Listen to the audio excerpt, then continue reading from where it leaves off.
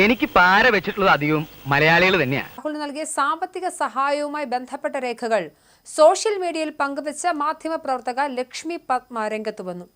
അതങ്ങനെ എന്നെ ഒരു തരത്തിലും ജീവിക്കാൻ സമ്മതിക്കില്ലല്ലേ. രാഹുലിന് പലപ്പോഴായി പരാതിക്കാരി പണം നൽകിയതിന്റെയും സൺസ്ക്രീൻ അയച്ചു നൽകിയതിന്റെയും രേഖകളാണ് അവർ പുറത്തുവിട്ടത്. ബാക്കിയൊന്നും ഞാൻ പറയുന്നില്ല. ഒറ്റ ചോദ്യം ചോദിച്ചോട്ടെ, ഈ പീഡിപ്പിച്ചവന് അങ്ങോട്ട് ആരാ കാശ് കൊടുക്കുന്നത്? എന്റെ അമ്മേ, കാര്യങ്ങളൊക്കെ കൈവിട്ട് പോയല്ലോ തിരുവട്ടമാ. ഇതിന് പിന്നിൽ ഒരു വലിയ ഗൂഢാലോചനയുണ്ട്. എന്നെ മനഃപൂർവ്വം കരിവാരിത്തേക്കാൻ കുറച്ച് ആൾക്കാർ ഇറങ്ങിയിരിക്കുകയാണ്. ഇവരിങ്ങനെ എന്നെ പറ്റിയിട്ടുള്ള കഥകൾ ഇങ്ങനെ പ്രചരിപ്പിക്കുകയാണ്. നമ്മളൊരു ആവേശത്തിന് പറയുമ്പോൾ ഒരു കൊഴുപ്പുണ്ടാവാൻ. ആദ്യം കണ്ടപ്പോൾ തന്നെ രാഹുൽ മാങ്കൂട്ടത്തിൽ കയറി പീഡിപ്പിച്ചു തുടങ്ങിയ കാര്യങ്ങളാണല്ലോ അവരുടെ മൊഴിയായിട്ടും വാദമായിട്ടും പുറത്തു വന്നിരിക്കുന്നത്.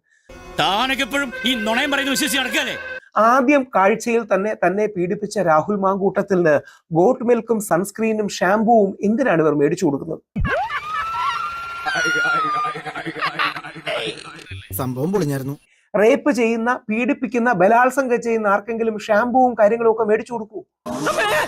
ഇതെന്താ സാർ, വെള്ളരിക്കപ്പെടണോ? ഈ പെണ്ണുങ്ങളുടെ ഭാഗത്തു നിന്നുണ്ടാകുന്ന ഒരുമാതിരി വില കുറഞ്ഞ പരിപാടികളുണ്ടല്ലോ, അസഹനീയം തന്നെ. ഈ കാശുണ്ടാക്കാൻ വേണ്ടിയിട്ട് സാധാരണക്കാരെ ഇങ്ങനെ പറ്റിക്കുന്നത് അടിപൊളി പരിപാടി കേട്ടോ. ആധികാരികതയില്ലാത്ത തെളിവുകളെ ന്യായീകരിക്കുന്ന കുറെ മനുഷ്യരുണ്ടല്ലോ, അതെന്തിന്റെ അടിസ്ഥാനത്തിലാണ് നിങ്ങൾ അങ്ങനെ ചെയ്യുന്നത്? വല്ല കാര്യമുണ്ടോ? എന്തിനാണ് ഇങ്ങനെ ഇല്ലാന്ന് നടക്കണേ?